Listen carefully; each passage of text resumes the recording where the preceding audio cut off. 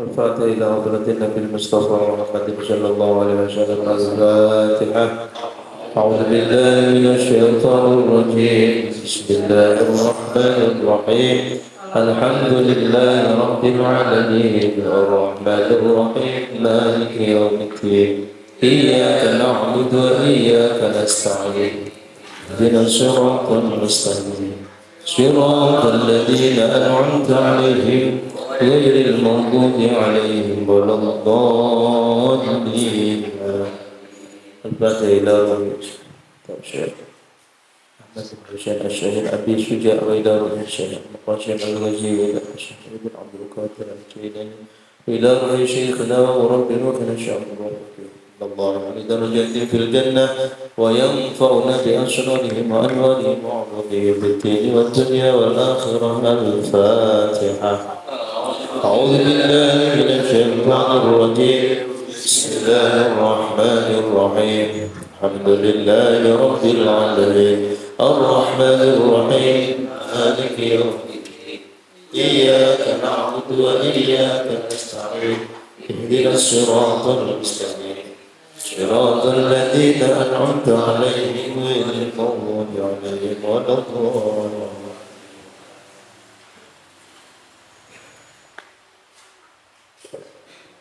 صل وسلم دائما على أحمد.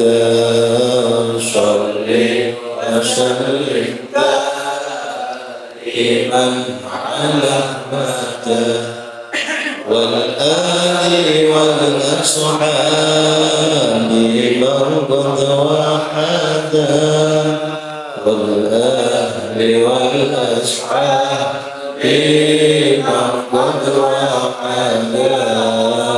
صل وسلم دائما على أحمد.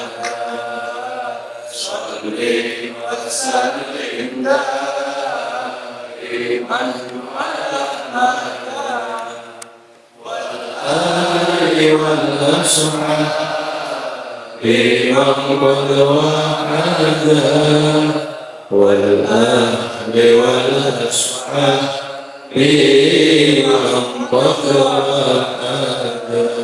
بسم الله الرحمن الرحيم.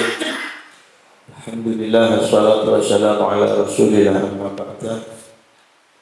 Yang saya muliakan Haidul Karim Habib Abdul Hamid, para sesepuh, para asatid, para dulur-dulur sekalian yang selalu sama-sama menghidupkan majelis ilmu dan majelis zikir yang insya Allah dengan kita sama-sama mengistiqomahkan majelis yang selalu kita hadiri di dalam majelis tersebut, insya Allah tidak ada kata percuma atau sia-sia. Disampaikan beliau, ini sebagai penguat buat kita semua. Walaupun kadang-kadang kita menganggap bahwa kita ngaji dapat apa, kita ngaji apa yang kita hasilkan, ini adalah termasuk waswasun min wasaisis syaitan. Unek-unek percuma, tak bela-belani ngaji, tak bela-belani sholat, tak bela, tapi kok tidak ada manfaatnya, seolah-olah seperti itu. Sekali lagi, mungkin kita karena sering menganggap bahwa keberhasilan sesuatu itu karena ada sesuatu berupa materi, keuntungan yang kita dapatkan. Mungkin kita selalu menganggap keberhasilan seseorang, bahkan kita itu dengan materi. Sehingga kalau ini sudah menjadi mindset kita, apapun kalau tidak menghasilkan materi, kita anggap sia-sia. Na'udzubillah. Ibadah yang kita kerjakan itu ada yang memang disengaja oleh Allah, tidak diberikan buahnya secara langsung, agar ibadah itu menjadi simpanan kelak kalau kita sudah sowan ke hadirat Allah Subhanahu.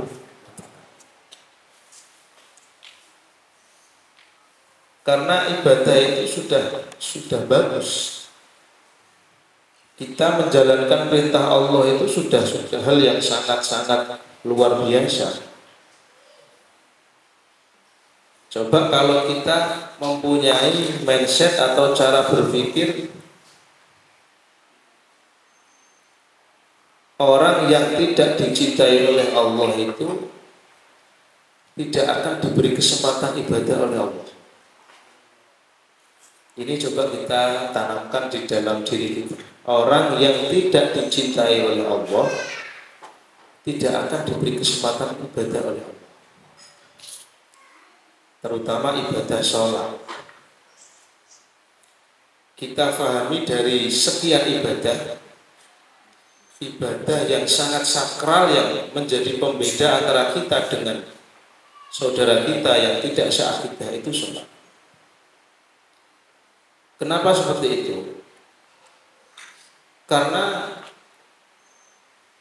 sholat itu termasuk penghambaan tertinggi dari sekian ibadah. Itu monggo dia kenal.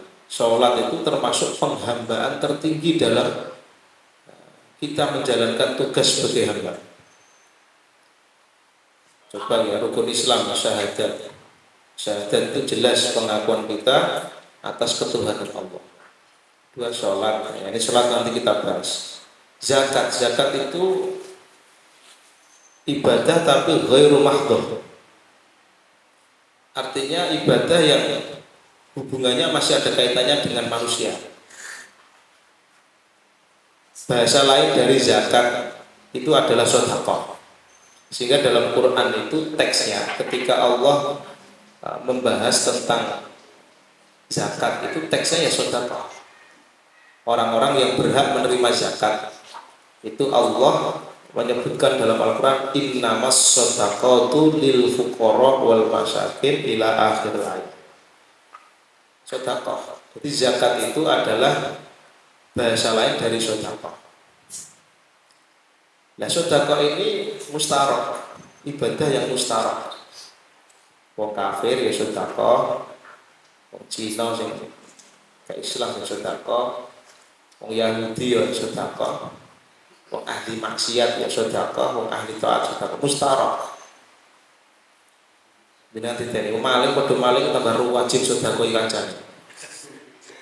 Padahal ahli maksiat. Itu sedekah itu ya apik.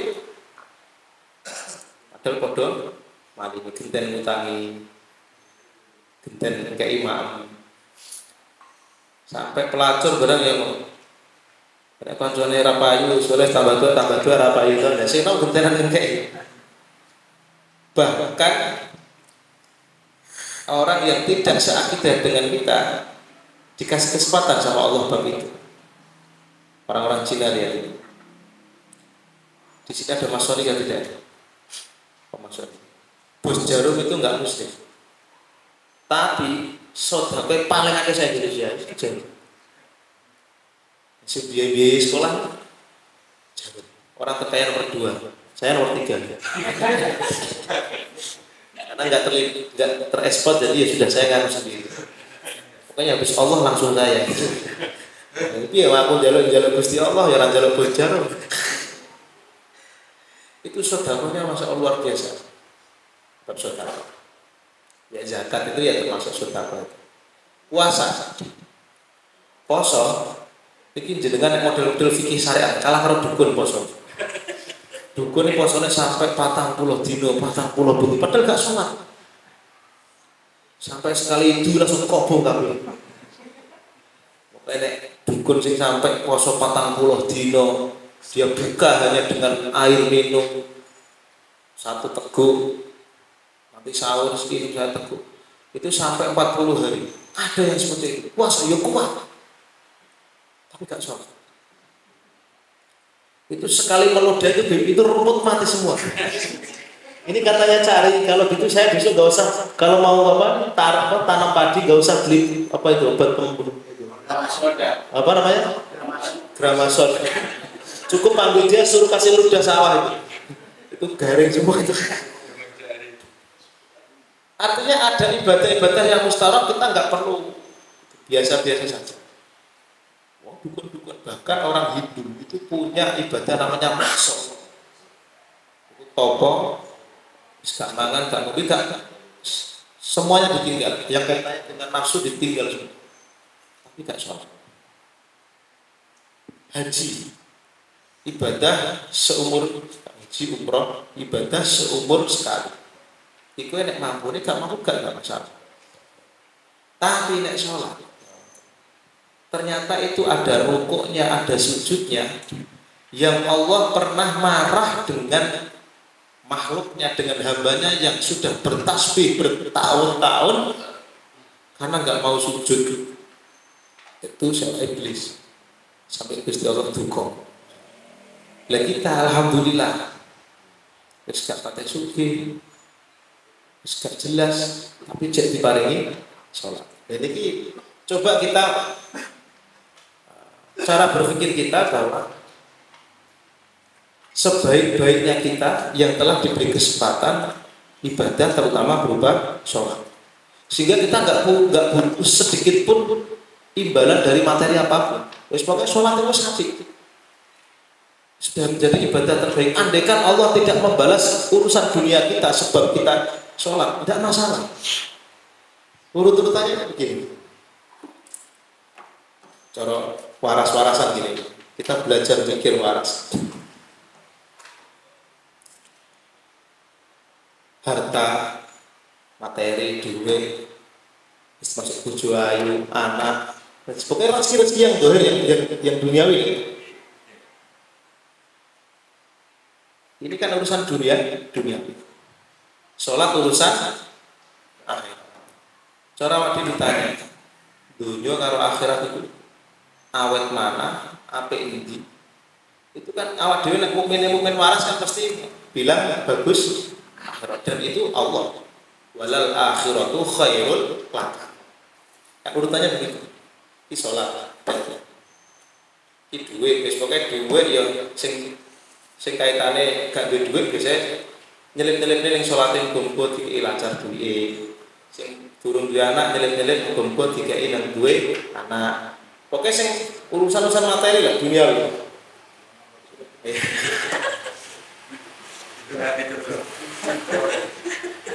Artinya begini, dunia ini materi. Terus sholat, masuk sholat tahajud, ya sholat duha, sholat terutama sholat wajib, sholat qobliyah ba'diyah. Ini akhirat. Sudah kita yakini ini akhirat. Dan kalau kita sebagai mukmin yang waras, artinya masih hati kita masih waras, akal kita masih waras. Kalau ditanya ya tentu kebaikan duniawi kita terbatas. Nek umur awak dintek ya sudah selesai. Nanti dunia kita yang melanjutkan orang lain. Anak itu sama, istri ya sama.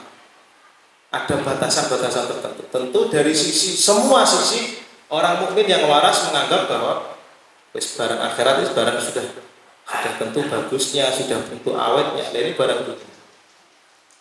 Dua-duanya kita diberi kesempatan oleh Allah.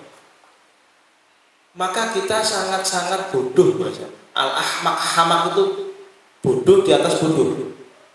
Bahlul. Ketika kita sudah diberi Allah kesempatan untuk melakukan hal yang sifatnya ukhrawi atau akhirat, kemudian kita lantas tukar dengan dunia. Lalu sampai wis sadar dikai akhirat jadi barang itu apa itu kan. Kowe sampe dikai emas karo dikai kerupuk. Kok emas mbek jero kerupuk iki lho lucu kan. Ya sudahlah emas biar emas jadi simpanan kita. Kerupuk biar kerupuk ya dipangan oleh kerupuk dimakan.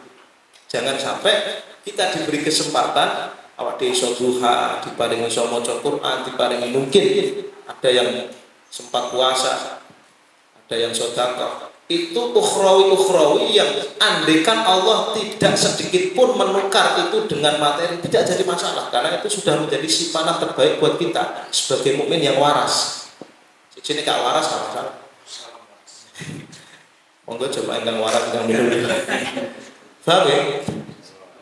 Kalau cara berpikir seperti itu, apapun yang terjadi, kita tidak pernah mengkambing hitamkan ibadah, sekalipun ibadah itu sedikit.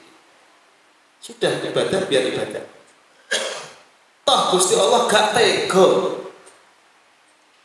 Api-api Gusti Allah gak tega Gusti Allah. Wong sing gak sholat, wong sing gak taat, sing gak ngakui nek Gusti Allah itu pangeran kok dikei rezeki. Kita yang sudah simpuh, sudah sujud, rukuk, yo ngakui nek Gusti Allah pangerane awak dhewe.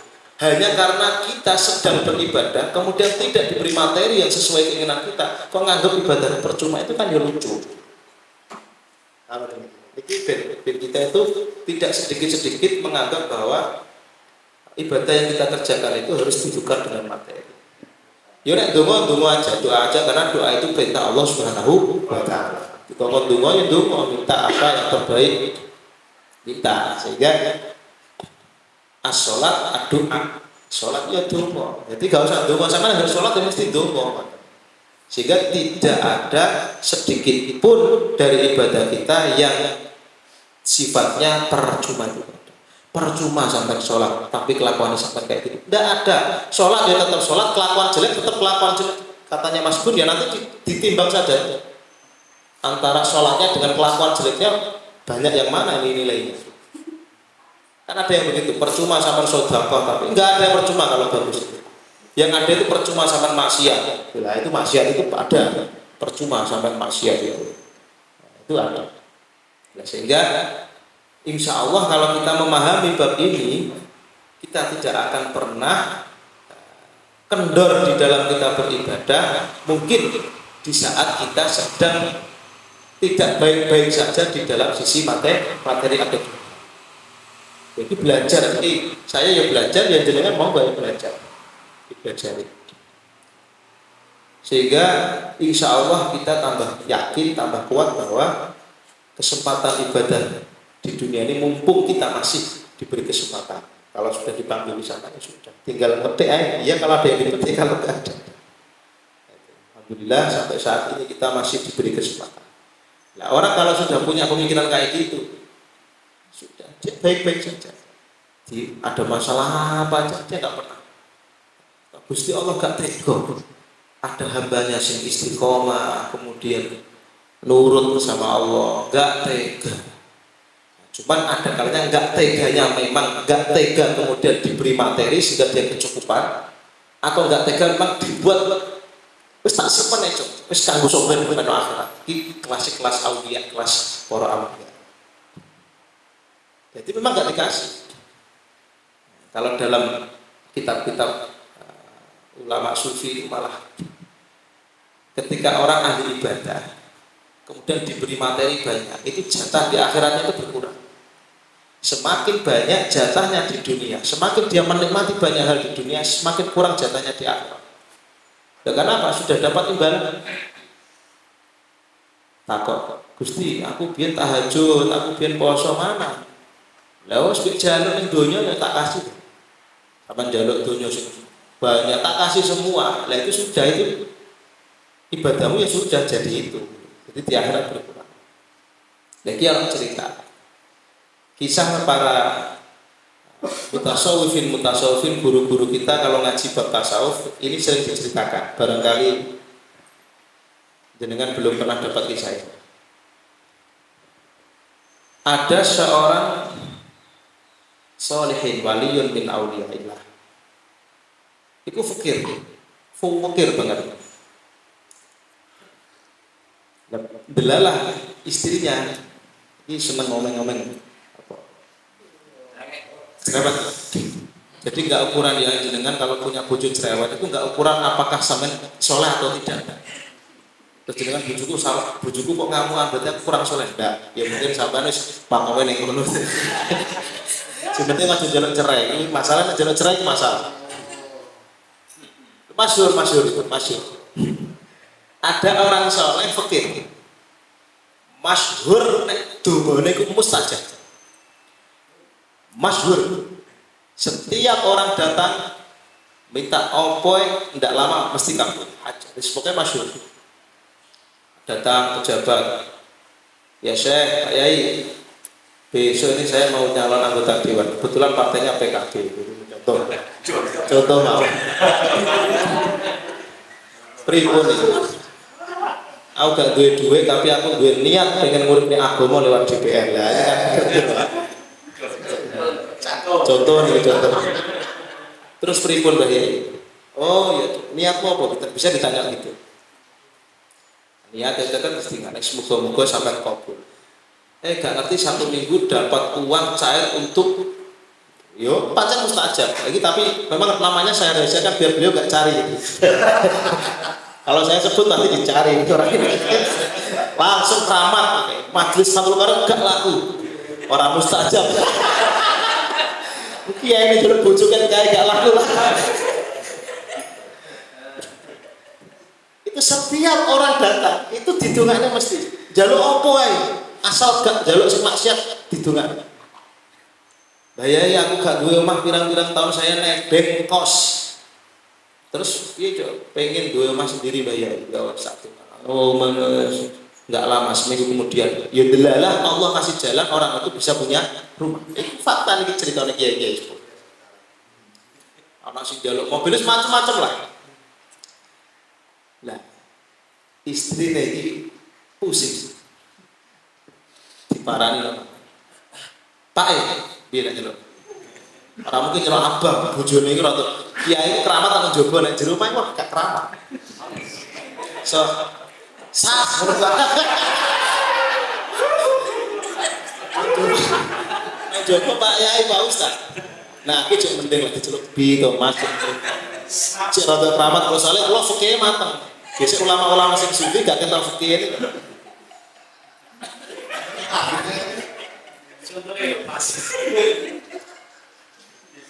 Niku bunyae niku pegel. Lah iya to. Bah lah iyalah tetep. Lah ya tepat. Sampeyan niku pinter mendoakan orang, tapi sampeyan dhewe itu gak tahu ndonga. Coba mbok ndonga. Awak dhewe iki dikei wis gak kuat iki, padahal wis dikei nasihat-nasihat awak dhewe ngene gak masalah. Wong ku umat Kanjeng Nabi njalukane iki didongakne to. Nah aku wis ngene iki cukup. Pokoknya beliau wis pas-pasan. Ngamuk sing wedok niku. Soalnya delok mustajabe dongane niku beliau iki tahu. Biasa kan besowan terus hajate kabul kan sowan lagi kan alhamdulillah hajate kabul bayar. Saya jadi anggota dewan juga, saya sudah punya rumah, sudah punya mobil, saya sudah punya istri 2. Pokoknya dongane di kabul. Bunyai ngamuk tenan. Ngene bah wis. Coba jenengan iku ndonga dhewe. Oh dongane sampean kaya ngono manjure kaya mustajab. Wis diomengi lah yo awal gak biasa ngomong dadi ya anggaplah istri iki ngomong tak piye lah. Bayai gak kuat.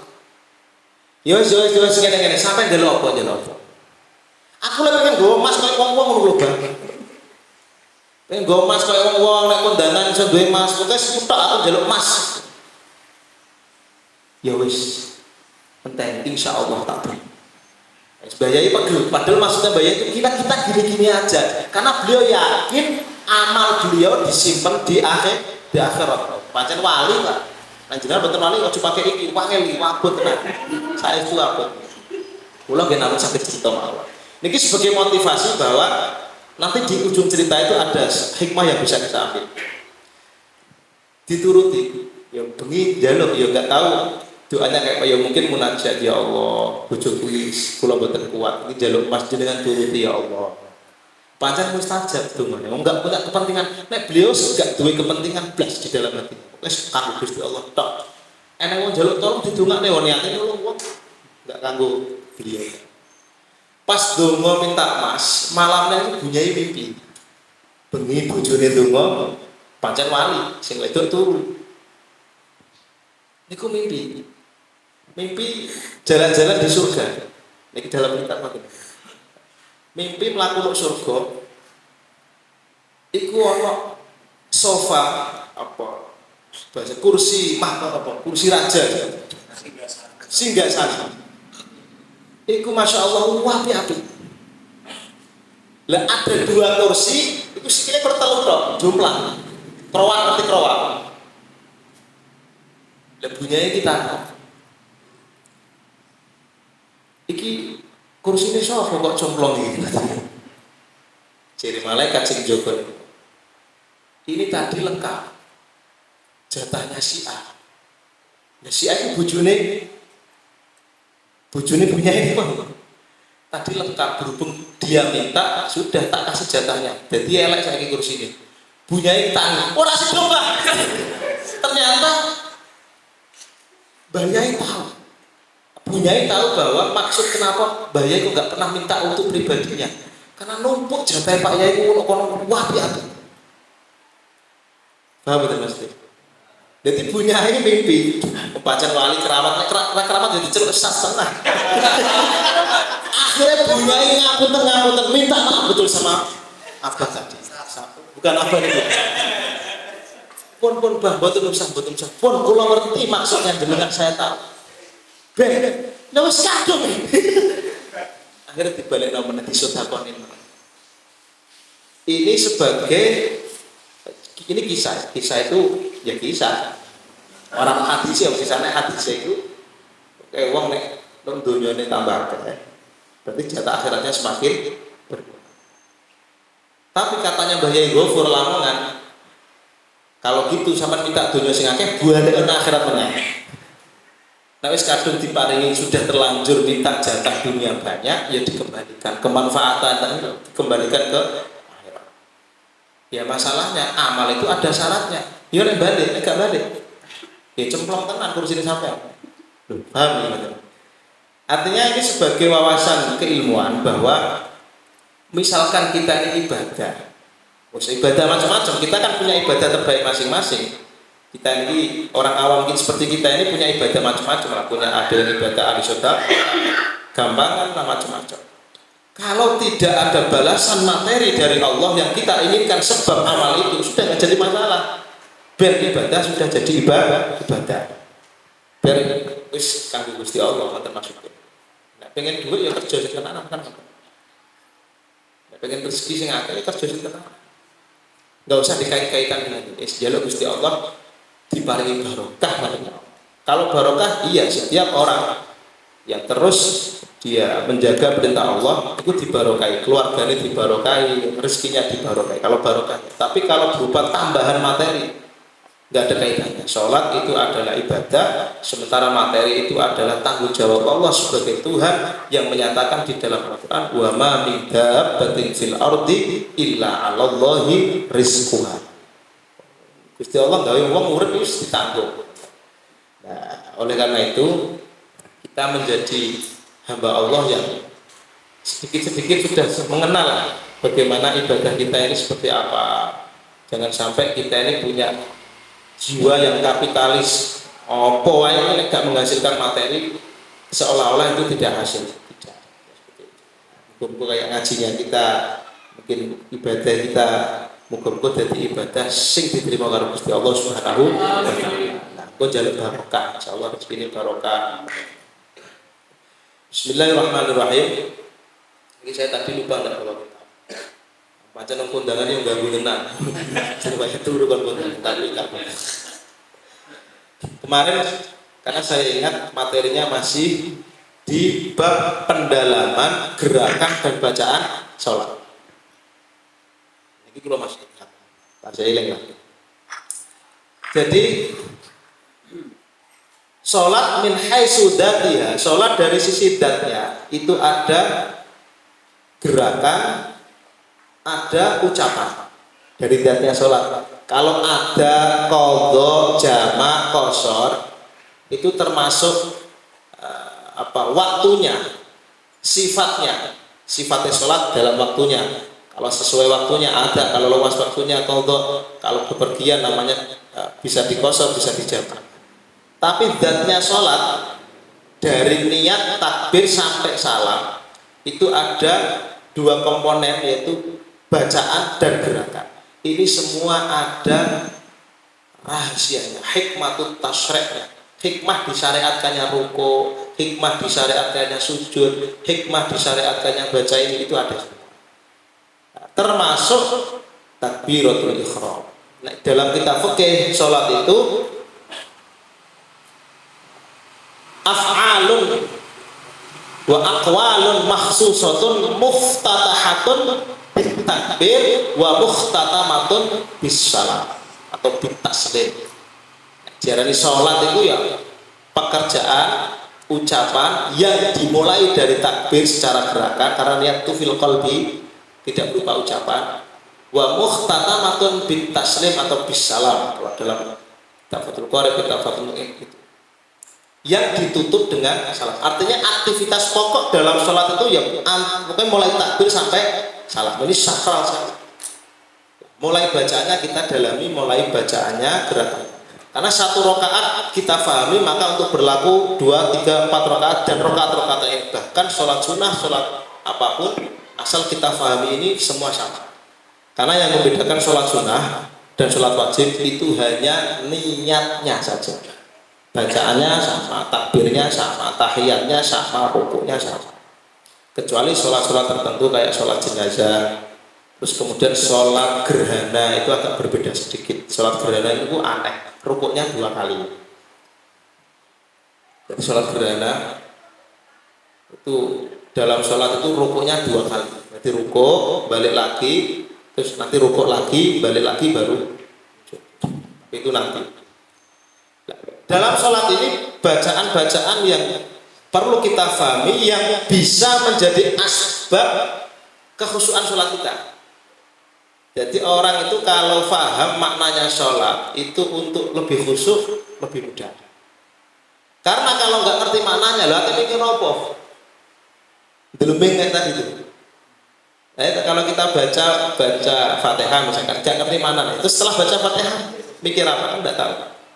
Oleh karenanya kita pahami malam ini sebagai lanjutan malam minggu yang kemarin, memahami bacaan yang ada di dalam sholat, baik bacaan yang disunahkan atau bacaan yang diwajibkan.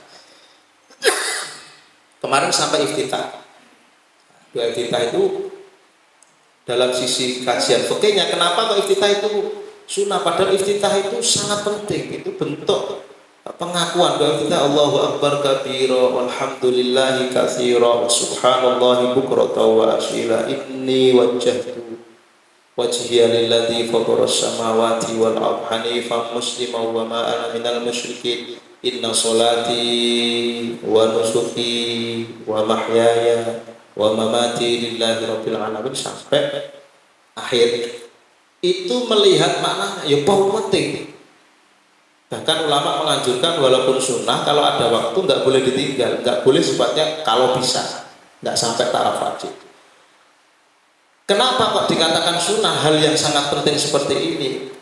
Kalau ulama fikih menstatuskan hukum ini sunnah atau wajib, ada caranya, ada teori. Sehingga kita sebagai orang awam nggak boleh baca hadis ini, ada hadisnya ini.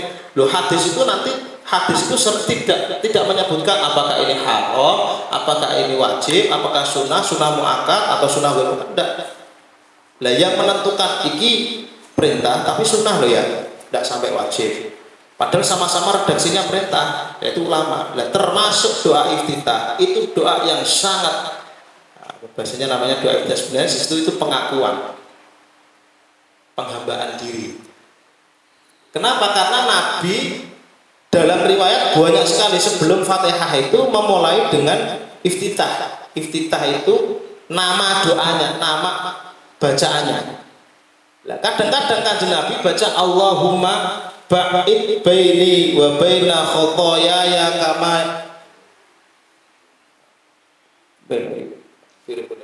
baca rapatnya Muhammadiyah, jadi orang rapatnya apa? Tapi ini yang biasa dibaca saudara kita yang Muhammadiyah, ya ada riwayat begitu. Ya karena Nabi di dalam sholatnya sebelum baca Fatihah kadang-kadang ditemukan baca ini kemudian baca itu, sehingga Tidak satu sisinya Rasulullah membaca ini, ulama menyimpulkan ini bukti bahwa itu tidak wajib. Beda dengan Fatihah. Nah, Fatihah itu wajib. Kenapa? Nabi tidak pernah sholat tidak baca Fatihah. Bahkan ada teks la sholata liman lam yaqra bi Fatihatil kitab. Itu nek madzhab Syafi'i, la sholata tidak sah sholatnya seseorang liman lam yaqra bi Fatihatil kitab. Siapa saja yang sholat kok enggak baca Fatihah, berarti sholatnya tidak sah. Adapun nanti ulama berbeda itu masalah bismillah ini masuk Fatihah atau enggak, itu aja. Sehingga ini kalau orang paham enggak perlu rame-rame dalam bab.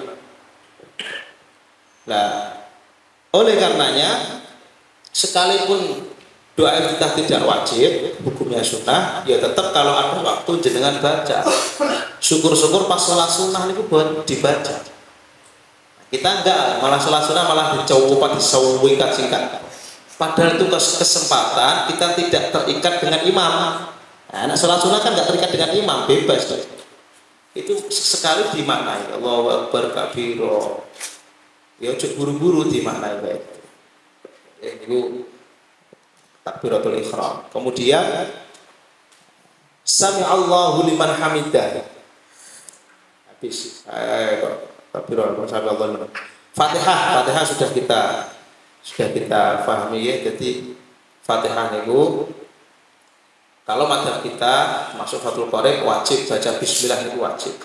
Sering saya sampaikan kapan dibacanya Fatihah ketika kita jadi makmum, itu dibaca di sela-sela antara imam.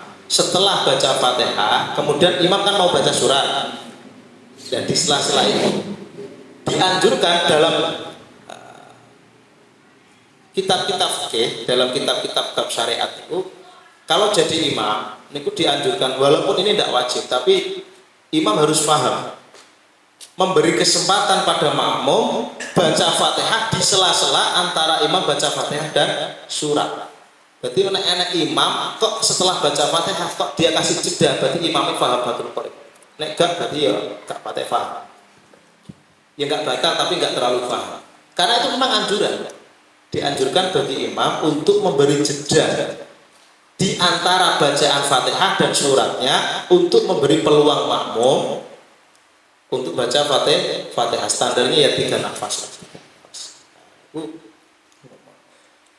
Sehingga ketika makmum ini membaca Fatihah, dia bisa mendapatkan 2 hal. Yang pertama, sebelum dia baca Fatihah mendapat pahalanya mendengarkan bacaan imam. Berarti imam baca Fatihah jenengan rungokaken. Sama diangen-angen maknanya. Alhamdulillahirabbil alamin. Artinya sama dengan maknanya segala puji bagi Allah yang menjadi Tuhan semesta alam, yang ngatur dunya kabeh ya Allah. Rabbil alamin yang ngatur. Jadi sing ngatur awak dhewe lair iso beda-beda wonten iki ana sing ngamukan, ana sing mencureng, ana sing sumeh. Wis Gusti Allah sing ngoten niku. Dike sumeh kabeh ya ora penak. Dike kereng kabeh ya ora penak. Makane nek misalnya kumpulan kok ana sing kereng, ana sing gak iku wis pancen sunatullah. Ya penting. Dan itu pun ngoten niku.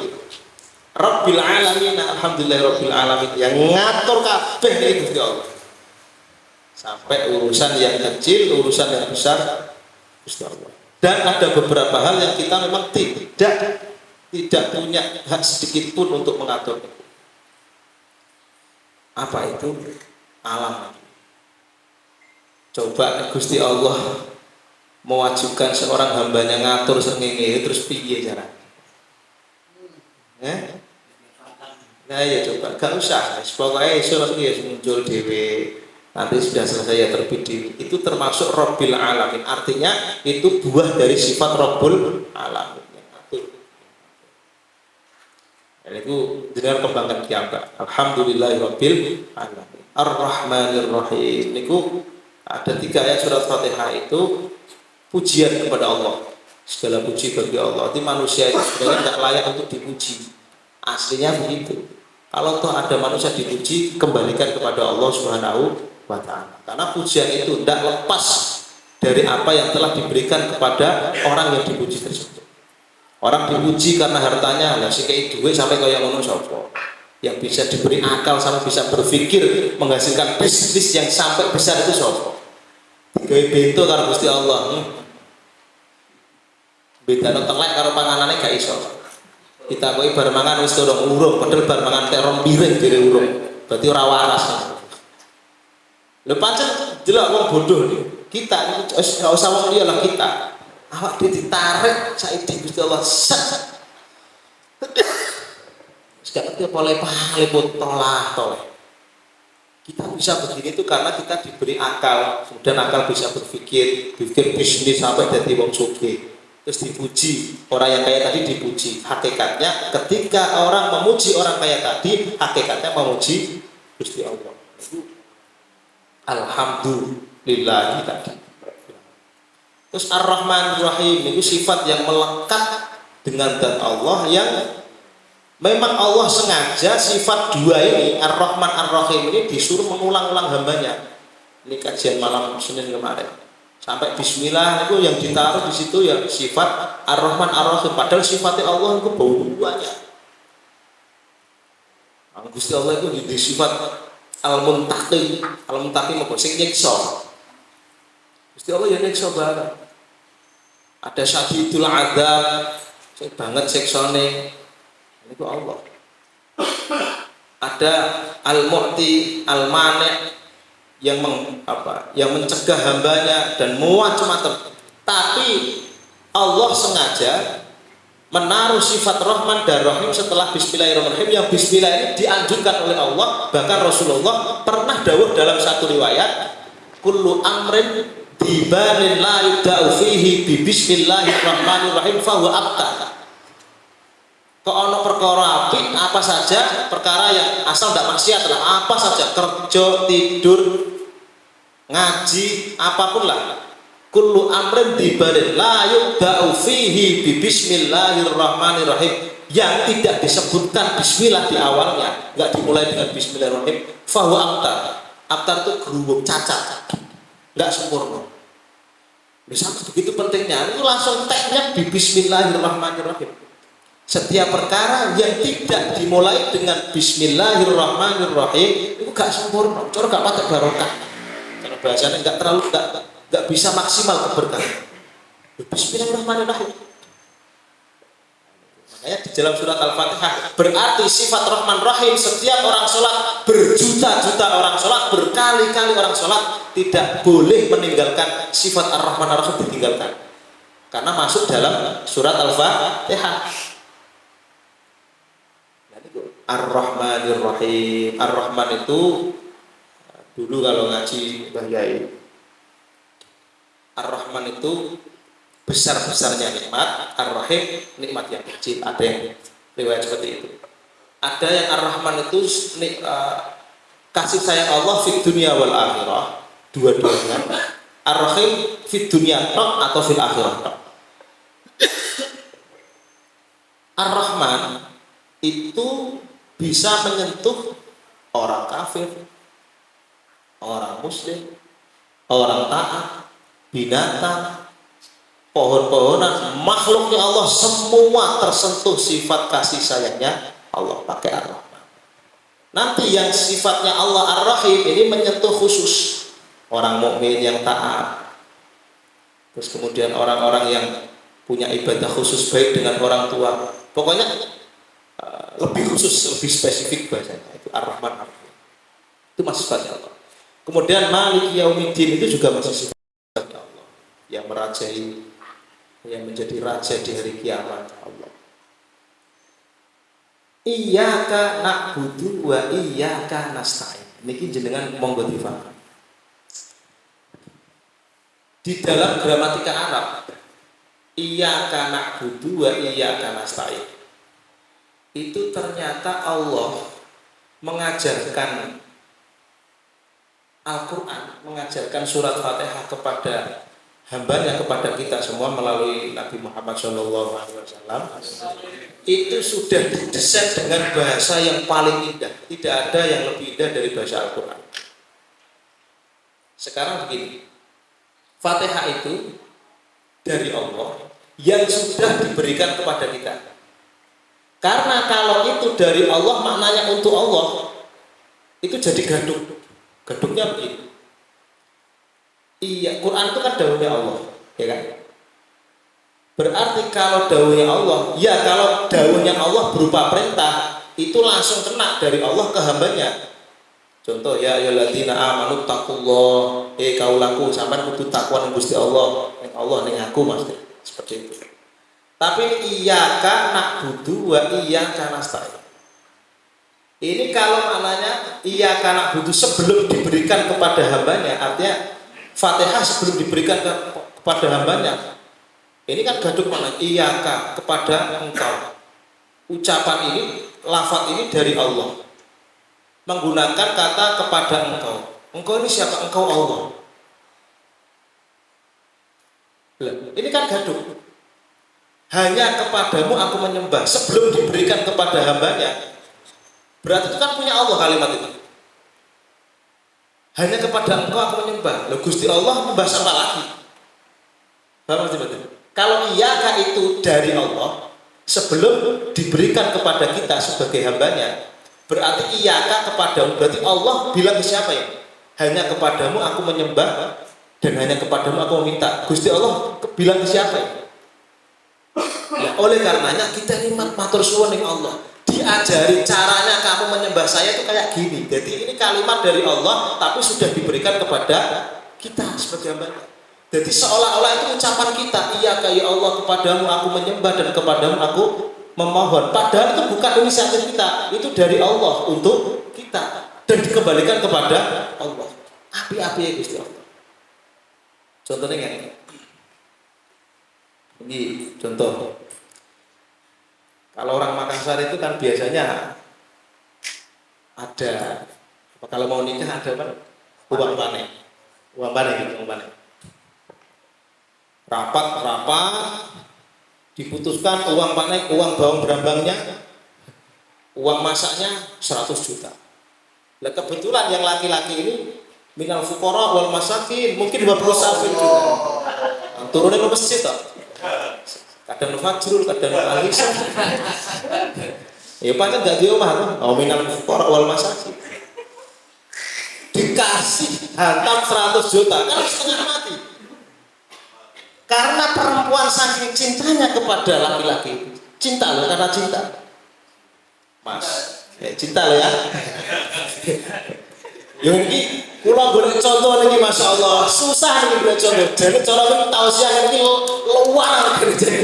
Tapi sampe aku seneng kalau sampean iki gak apa-apa lah. Monggo jenengan angan-angan. Kalau bukan karena cinta ya perempuan ini mungkin akan harus pokoknya mas sampai cari pokoknya mau gak mau keluarga saya minta segitu. Kalau gak mau mungkin kita akan pisah. Begitu. Tapi karena saking cintanya, tahu kalau perempuan ini laki-laki tidak punya uang, dibilang, mas, aku ngerti nih sampai aku nggak duwe, tapi aku sekadung terus kalau sampai ya, saya cinta kepada sampai gini aja. Ini tak kasih uang 100 juta, diam-diam. Nanti buat bayar saja. Kira-kira uang itu iki apa tidak? Jos tenang, tapi angel boleh gini. Artinya apa? Pemberian ini pemberian bentuk cintanya perempuan tadi kepada laki-laki. Sebenarnya kewajiban dia untuk mencari. Kita sebenarnya harus inisiatif untuk memuji Tuhan. Buat terserah kita. Awak dewe nyatanya hamba. Sebagai hamba, kalau kita betul-betul cinta pada Allah, harus inisiatif bagaimana kita memuji kepada Allah. Tapi saking apa ya Gusti Allah, tak dono caranya muji pun tak kasih sampean. Kile cung, iya karena butuh, iya karena tak secara utuh Fatihah sampean waca cung. Kalau sampean Fatihah maca sampean nyeneng aku ya seneng sampean. Rahmat boten. Untuk di mana ya cukur waladhdallin amin waladhdallin. Maknanya ngoten niku lho. Masyaallah. Mumpung aku gawa mic. Ku sampeyan gak iso baca begini. Paham nggih? Jadi iya anak butuh itu bukan inisiatif hamba. Padahal kalau dibaca itu memang betul-betul penghambaan. Iya anak butuh ya Allah hanya padamu. Itu dari sisi pemberian tadi. Hanya kepadamu aku memohon, hanya kepadamu aku menyembah, dan hanya kepadamu aku memohon. Itu seolah-olah inisiatif kita. Kowe di aku lu sholat, padahal jari gitu Allah, lu Fatihah lu aku sing jai. Sama ada laki-laki ini, pilih uang panen, padahal jari sudah itu lo anggonku. Itu kan dari saya. Maka gak oleh sombong laki-laki, tapi harga martabat kalau laki-laki yang tadi itu jatuh. Soleh kelon, soleh modal masih dikasih sama perempuan. Itu apa? Saking cintanya perempuan tadi kepada laki-laki. Saking cintanya Gusti Allah ke kita, tidak disuruh inisiatif cari kalimat untuk memuji Allah, dikasih cara terbaik, dan tidak ada lafaz yang lebih indah daripada lafaz yang Allah kasih kepada kita. Banyak kita berdoa ya Allah, Allahumma ini macam-macam, tapi tidak seindah dan sebaik susunan bahasa yang Allah berikan kepada kita. Redaksi contohnya dari sisi balaghahnya, dari sisi gramatika, manteknya, iya karena butuh. Padahal kalau dibilang disusun, kalau disusun itu bisa saja aku menyembah engkau ya Allah dan aku akan meminta engkau ya Allah. Itu juga sah-sah saja. Tapi redaksinya di situ iyaka. Itu kalau dalam bahasa Arab itu ketika mendahulukan dhamir namanya kalau bahasa Arab itu bisa nak butuhka artinya yang aku menyembahmu, iya karena butuh yang aku menyembahmu. Bedanya kalau iya karena butuh itu hanya kepada engkau aku menyembah dan tidak kepada yang lain. Makanya jenengan nek ngomong cinta dengan itu, aduh aku mencintaimu, saya cinta kamu, jangan hanya engkau yang saya cintai. Itu lebih keramat. Jadi saya praktekkan betul langsung leleh langsung. Makanya tunggu tanggal mainnya saja. Siapa kira-kira ini? Karena redaksi itu penting. Kalau pakai redaksi nak butuh kawan nasta'inuka ya Allah aku menyembahmu dan memohon kepadamu, mungkin saja suatu saat kita bisa menyembah selain Allah karena redaksinya terbatas. Tapi kalau sudah dikunci hanya kepadamu, iya itu maknanya hanya kepadamu aku menyembah. Niki litahsir iya pokoknya ada dhamir kok didahulukan, itu namanya litahsis, khusus hanya kepadamu. Kalau bahasa I love you itu kan aku cinta kamu. Tapi kalau pakai redaksi kayak ya itu enggak I love you, for you I love you. Gitu. Lalu sangat kenalan. Paham betul? Begitu indah kalimat yang terdapat di dalam Al-Quran itu dari Allah untuk hambanya dikembalikan kepada Allah. Gak pernah tuh mikir kayak gitu. Pokoknya sholat ngantuk-ngantuk bar seperti ngopi. Lah sholat kayak gitu kok pengen barokah, pengen kayak gitu. Tapi ya gak apa-apa. Iya karena butuh wa iya ka nasta'in. Hanya kepadamu aku menyembah ya Allah dan hanya kepadamu aku meminta dan tidak kepada siapapun. Ini kok dibawa di luar sholat. Ketika kita mulai cemas, mulai meragukan tentang keesaan Allah, meragukan tentang nanggung rezekinya Allah, kembalikan di situ. Nah, ya, saya ini sudah mengikrarkan diri hanya kepada Allah, menyembah hanya kepada Allah, meminta. Jadi kok nanti itu terus dibawa, namanya sholat daim atau daimus sholat kayak gitu. Secara fisik kita tidak sholat, tapi roh dan maknanya sholat yang kita baca dengan teori, dengan cara, dengan rukun dan makna yang benar akan terbawa di luar sholat. Anteng wong seperti itu pasti anteng, tawajuh tenan ngadepi masalah. Karena iya karena butuh wa iya nasta'in. Bukan I love you tapi for you I love.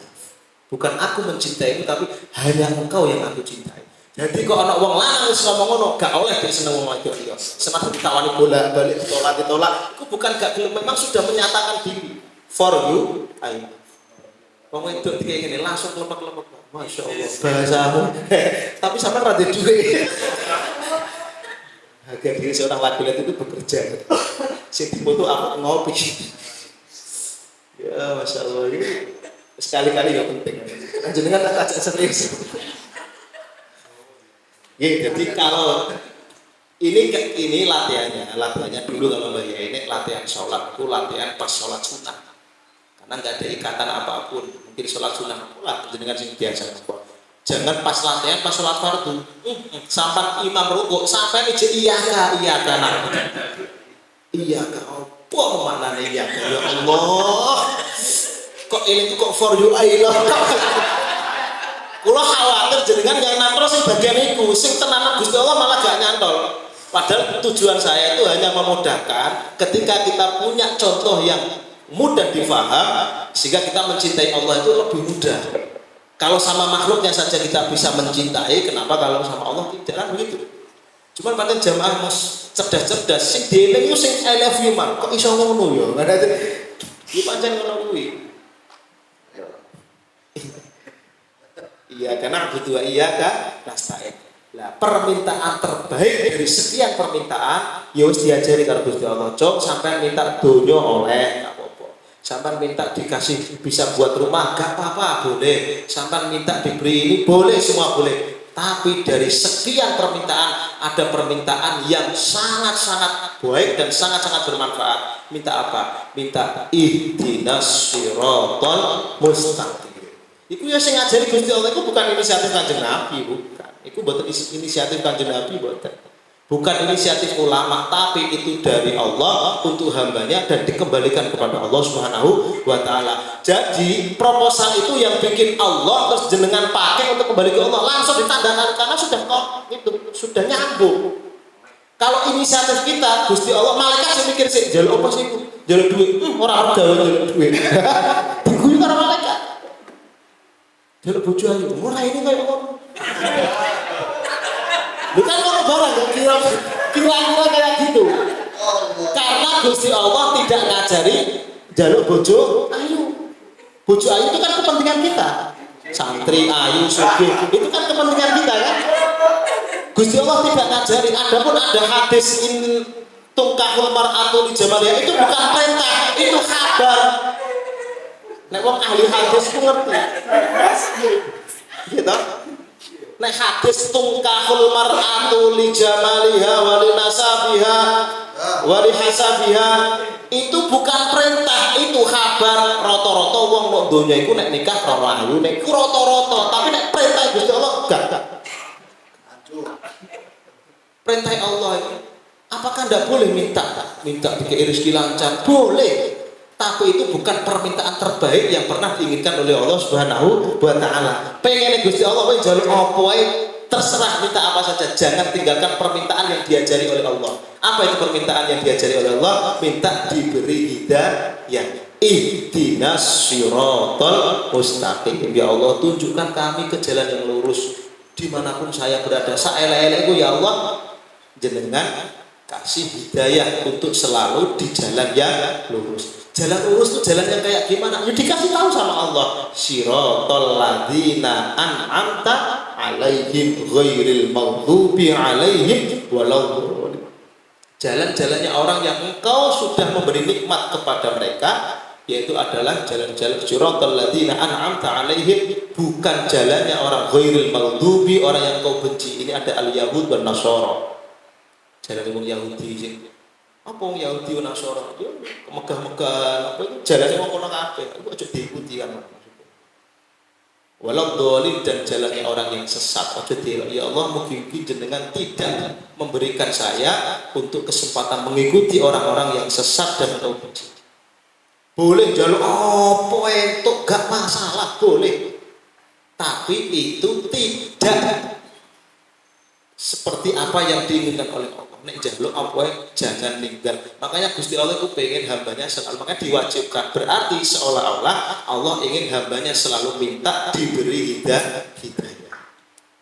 Itu saya ngajari ya Allah, itu ya bukan inisiatifnya Kanjeng Nabi, bukan. Itu hadiah, justru hadiah terbesar umat Nabi adalah diberi Fatihah. Yang Fatihah ini belum pernah diberikan umat-umat sebelum Nabi Muhammad SAW. Loh, nek iki dianggap nikmat, iku dikei duit karo Gusti Allah, gak dikei lancar, gak penting. Sing penting wis digawe iso salat, karena di dalam salat ada Fatihah, ada doa, ada penghambaan, ada hubungan khusus. Jadi proposalnya seperti dengan proposal yang diinginkan oleh Allah. Nah, proposal yang lain itu masih kepentingan kita, minta ini, minta itu. Gusti Allah gak ngongkon. Gusti Allah ngongkon sampai turuti. Wis klop tenan. Cung aku tuku rokok jarum udah ditukok aja tenan. Wis sampean nggo tuku sing beda sing karepane sampai dikeki. Ya diterima, tapi mungkin tidak seperti menyenangkannya sesuai yang telah diperintahkan. Paham betul nih Mas Tinglo? Rodok jero nih Mas. Ketika menjenengan memberi seseorang atau sesuai dengan yang diinginkan orang tersebut, tentu akan menjadikan orang tersebut ridho. Karena satu ya sesuai, ya memang ngono itu. Ketika jenengan memberi yang tidak sesuai, ya mungkin saja ya ridho, tapi tidak seridho dengan seperti apa yang disenangi sama orang yang dikasih. Ya diterima. Kadang nggak dimakan barang orang doyan, tapi kan nyeneng kok. Ya jenengan donga tetap diterima, pancen donga itu perintah Allah. Tapi jika kita berdoa sesuai dengan apa yang diinginkan oleh Allah, maka nggak ada kata tidak lagi, langsung diterima oleh Gusti Allah. Soalnya sudah sama konek. Ihdinas siratal mustaqim, sampai jaluk ya turun karo Gusti Allah. Cara wong tuwa, nak, sampai jaluk apa tak kei? Nek iso jaluk duit 1 juta ya. Pak, jaluk 1 juta langsung dikei. Karena sesuai dengan pokoknya sampai jaluk ya jaluk, nek iso jaluk duit 1 juta. Pak, jaluk sepeda motor, Pak. Kok takon jaluk 1 juta kok jaluk sepeda motor? Ya mungkin dituruti, tapi tidak sesuai dengan yang diperintahkan. Masalahnya sepeda 15 juta. Jaluk 1 juta, jaluk sepeda ini cerdas ini. Nah, tiba jaluk Ihdinas siratal mustaqim kok jaluk sing omah gede lah, jaluk rezeki lancar, jaluk bojo ayu sing salehah, sing santri. Jire, yo tak tapi sik. Yo lah gak apa-apa. Paham ya? Aku tak julas ben gak muskil ngono. Ben gak mustarab itu gelabiar. Pokoke ngaji kena awak dhewe fikih ya. Jadi niku Fatihah ini sebagai modal pokok untuk kita munajat, dan Fatihah satu-satunya surat di dalam Al-Quran yang diwajibkan ketika kita sholat. Tidak ada surat yang lain. Dari 114 surat, Al-Fatihah, Al-Baqarah, An-Nisa, Al-Ma'idah sampai An-Nas, yang wajib cuma Al-Fatihah. Adapun surat itu hukumnya sunnah, makanya mau surat bebas. Yang seneng pendek-pendek, ya pendek-pendek. Yang seneng rada gaya-gaya, ya panjang-panjang. Itu jadi gak penting. Karena yang wajib itu Fatihah. Satu-satunya surat yang diwajibkan di dalam surat. Enggak ada surat yang lain.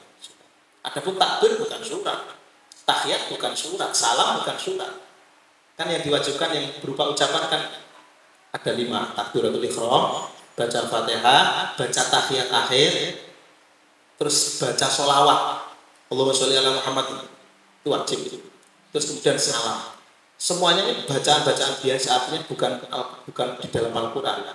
Satu-satunya surat yang diwajibkan di dalam sholat, baik sholat wajib atau sholat sunnah, itu hanya surat Fatihah. Adapun perbedaan ulama itu hanya nanti apakah Bismillahirrahmanirrahim masuk di Al-Fatihah atau tidak, sehingga yang mengatakan masuk Fatihah berarti wajib baca Bismillah. Ulama-ulama yang tidak masukkan Bismillah Fatihah berarti Bismillah nggak dibaca.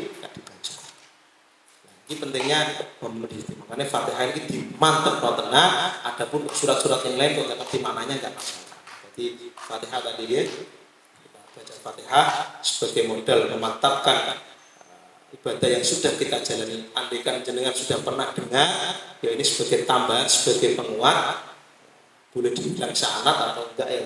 Saya sebenarnya bukan kapasitas saya memberi ijazah, tidak ya. Pokoknya ngaji bareng-bareng. Saya pernah dapat dari kiai, tak sampaikan. Kita baca Fatihah sambil kira-kira tadi makna yang itu sebenarnya sedikit dari saya, lebih dari itu maknanya Fatihah. Ulama-ulama kita yang menjelaskan itu, keterbatasan saya menjelaskan itu. Ya, kira-kira yang saya tahu mungkin seperti itu.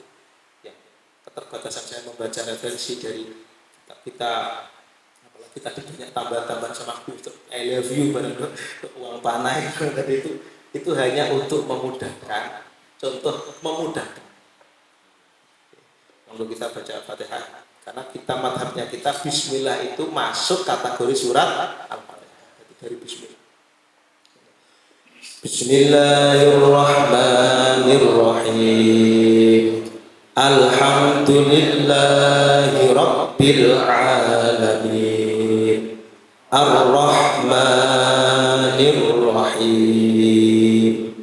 Maliki Yaumiddin. Iyyaka na'budu wa iyyaka nasta'in.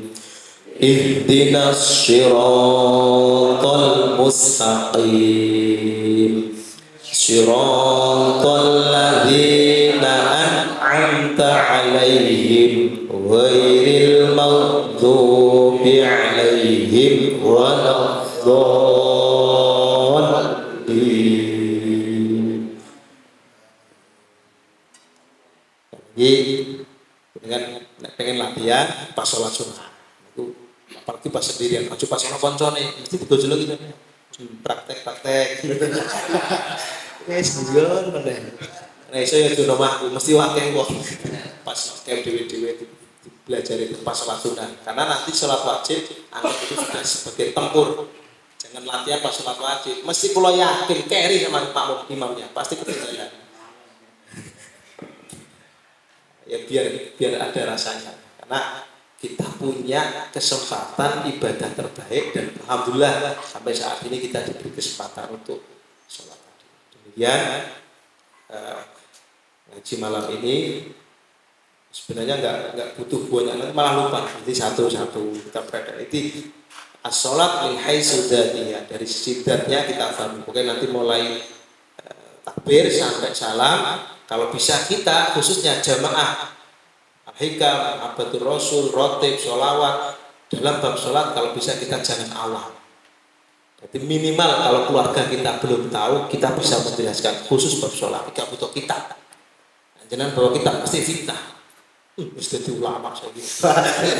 Terus cukup pas ngobrol ya jadi anaknya bujune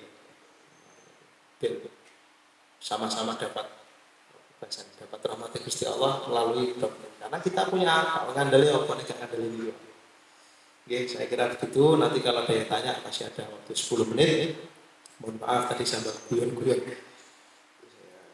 Semoga dari awal hingga akhir disampaikan nasihat-nasihat beliau tadi.